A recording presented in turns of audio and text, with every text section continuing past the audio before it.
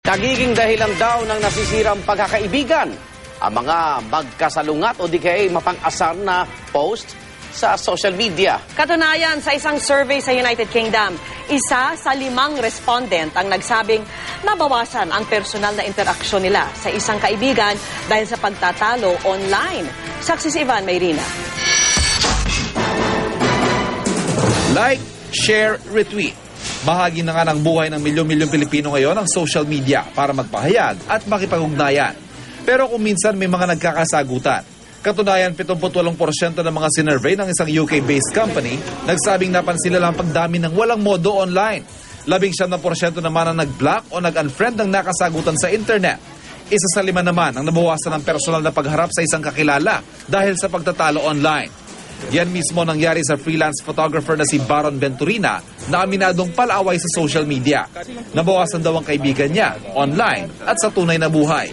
Kumunti kaibigan mo? Oh, yun. Kumunti kaibigan ko kasi minsan nagkakaroon ng talagang hindi pagkakaunawaan. At okay lang sa iyo? Hindi siya okay, pero habang tumatagal since pag online ka naman, tapos mas marami ka naman nabibuild na new friends online din. So parang hindi na, masama man siya isipin pero parang hindi siya nagiging kawalan. Parang ganun. Ang women's rights advocate naman na si Beth Angsioco, hindi raw kilalang karamihan sa mga nang-away at nanira sa kanya dahil sa pagsusulong niya ng reproductive health law. Kaya napilitan pang i-block na lang ang mga ito. Online and offline, tinawag kaming satanas, tinawag kaming abortionista. Dahil makina yung kaharap mo, computer yung kaharap mo, hindi mo nakikita yung tao mismo. So parang hindi tayo conscious na yung kausap natin, tao yon. Ang ilan pang mga nakausap ko, kung hindi man may nakaaway, may kilalang umasin daw ang relasyon sa kapwa dahil sa mapanirang post at komento sa social media. May maraming gano'n, malakas ang loob pag naka-online. Yung mga hindi nasasabi nila sa personal, dinadaan nila sa online. Siyempre, pag kunyari may nakaaway, siyempre parinigan, dinadaan sa Facebook.